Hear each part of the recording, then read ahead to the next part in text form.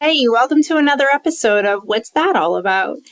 Today's episode is called They Are Listening, and I am referring to the NSA. Um, that's why this episode is going to be brief. It's almost like my paranoia is taking over a little bit. I'm not saying anything here, though, that isn't out there in the ether already. So let's just dive in. The first thing I want to tell you about is a program that was approved and created after the September 11th attacks, and it's called Stellar Wind. People on the inside called it the program. So this is at the core of this, it's a warrantless, that's not good, warrantless surveillance program that began under the George W. Bush administration, and it was under his President Surveillance Program, which is PSP. I don't think I refer to it again in this, but just in case you ever see that acronym around. The NSA program was approved by Bush and was a prelude to new legal structures that allowed Bush and then later President Obama to reproduce each of these programs and to extend their reach over us. Okay. Stellar Wind was a program that involved collecting American citizens' private and personal data, including email, telephone calls, landline, cell phone, either one, personal data. I mean, every bit of your, doctor's reports, anything you can think of that you save in a file and you think it's encrypted, they can get through everything. Financial transactions, internet activity, that too. There were internal disputes, however, from the Justice Department, and they claimed that the NSA had begun collecting data on large numbers of people who weren't even subject to FISA, which is the Foreign Intelligence Surveillance Act, And those are usually the people that they're normally looking at are suspected of terrorism or suspected of terrorist relations or connections, okay?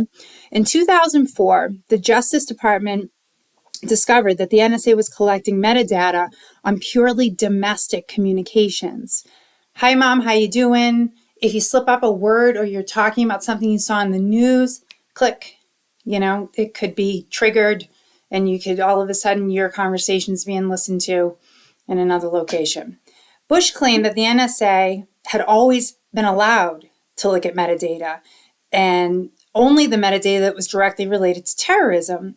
But what was not told to either him, he wasn't, the NSA didn't disclose everything, but the analysts that were sifting through this metadata were looking at domestic people who had no reason to be looking at.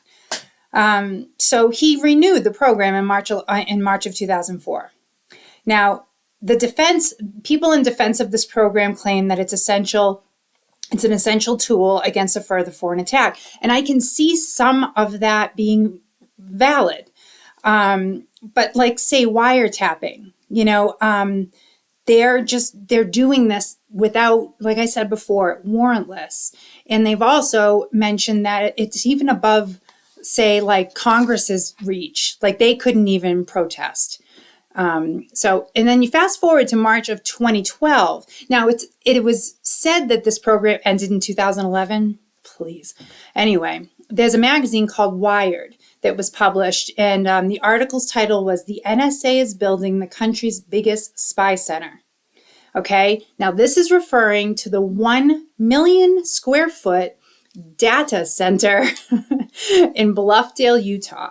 And in this article, they introduce an NSA whistleblower by the name of William Bill Binney. Now, he's a former NSA codebreaker, and I want to tell a couple of details about him and the lead up into his involvement and shedding a light on some things and how he became a whistleblower. Binney worked for the NSA for 32 years. He's regarded even to this day as one of the best mathematicians and code breakers in NSA's history. Now, he helped create like the tail end of Stellar Wind, not really knowing what the full range and capacity of it was. he started to realize quickly, though, that the data that he was initially covering, which was his area of expertise, was foreign data, mostly Russian metadata coming into him. He was able to decipher through all of their languaging and codes and whatnot. He started to notice that the data coming in was all domestic. It was all within the United States.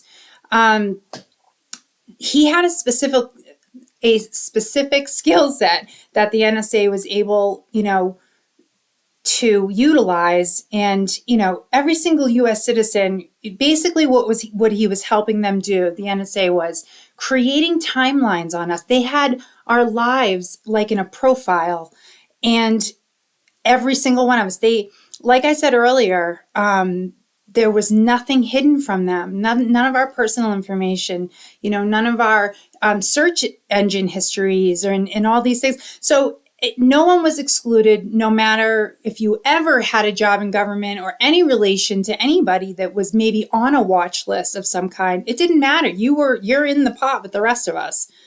So that's just disconcerting and upsetting in general. But Binney calculates that the facility in Bluffdale, get this, okay? It has the capacity, he estimates, to store 100 years worth of the world's electronic communications. Think of that for a second. Leave the United States to the side. We're talking global. Okay, 100 years of it. Super. Okay. One of Binney's main concerns and why he came forward was he felt like the United States was in danger of falling into a totalitarian state like East Germany. And in 2007, his home was raided by the FBI, along with 2 other whistleblowers. So what happened was they were accusing him of being a United States traitor, of you're going against the country, and, if you want to change your path forward, tell us, give us some, implicate someone in a crime. Basically, the FBI was looking for bodies to blame, perhaps in the NSA. So what Binney did was he proceeded to disclose highly classified information on Stellar Wind to the FBI agents that were at his house. Now, a couple of things to remember. If you're not and have not been read in to a program, and it's deemed classified, that's a huge no-no. So none of these agents were read into this. They did not have clearance. So those 2 things. And the only reason why that this was even deemed classified by the NSA, is because it was domestic spying, trying to cover their asses. Vinny also speaks about the laws that were in place. They're laws that aren't regular, laws like for us. They have their own rules, almost like mafia kind of. It reminded me of, but they have some, and this is why, because they have something called a kill list. This is just an example. They call it the kill list, and there's people's names on there, and it's just names. There's no criteria. There's no information on them. It is just you accept it as is, and that's it. They're on a kill list.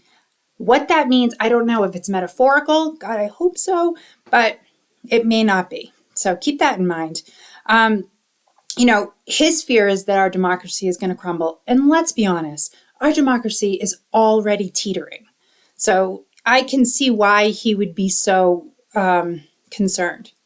Now, in September of 2014, the New York Times wrote an article about a newly declassified legal memo, that showed that the NSA had been approved to implement Stellar Wind after the September 11th attacks. Now, there was also another article with that was mentioned from May of 2004 that addressed the bulk of the program. And, that remained secret until the revelations that came out from Edward Snowden. I'm not sure if you're familiar with him. If you're not, he actually famously now leaked highly classified information from the NSA in 2013. He's been living in Russia since then. He went and got asylum there. He did what he did, he claims, for ethical reasons. I believe him. Not sure if he may have put a lot of people's lives in danger, however, but neither here nor there, it happened. So it's very interesting. Today, the practices that occur, I mean, they changed. The stellar wind is referred to as Section 702, okay, of the FISA, Foreign Intelligence Surveillance Act. God, that just does not roll off the tongue easily. Supposedly, Section 702 is, it's supposed to just target surveillance of foreign persons located outside the United States with the compelled assistance of electronic communication service providers like AT&T, which I have, and Verizon. These companies, these enormous companies, kind of assist with a lot of what's happening out there for the NSA. Now, in June of 2015, the USA Freedom Act was enacted, and it was a major move. It was critical. It changed the 702 FISA rules to prohibit bulk collection of data. Now, whether it just sounds like it's word salad. It's like they're just saying something to get people off their backs about things. I don't think they've changed what they have been doing at all, but it's just one small step. And, the intelligence community is always pushing for more secrets, less transparency, which it's like, oh God, it just seems like building blocks with wicker. You know what I mean? It's like you're not really going to make anything here that's going to sustain our future. And it's disrupting, and it's disruptive, and it's another reason why we don't trust any of you guys out there, any government, when you do stuff like this. It's like the bottom line is they're listening. And, they have this saying on the front of their building, the data center in Utah. It says, if you have nothing to hide, you have nothing to fear. And which I find very arrogant. It's completely unrelated to why people get upset when they learn this kind of information. What they're doing is they're compromising our constitutional rights to the First Amendment. That's why people get upset. I don't get upset a lot, but finding out that this is all something that is so as blasé to them as, do you want fries with that? It's like, what is that communicating to us? But I mean, I would really love to hear your comments on this. I am going to wrap it up now. I don't want to keep going and pissing anybody off that I'm not supposed to. But again, like I said, this is all out there and available to learn about. But I would like to hear your comments if you are so inclined. And if you liked this episode, please like and subscribe. Really need you to subscribe. And I hope you're staying happy and healthy, and stay weird. It is still a fun way to live. And take care of yourself until next time. Thanks.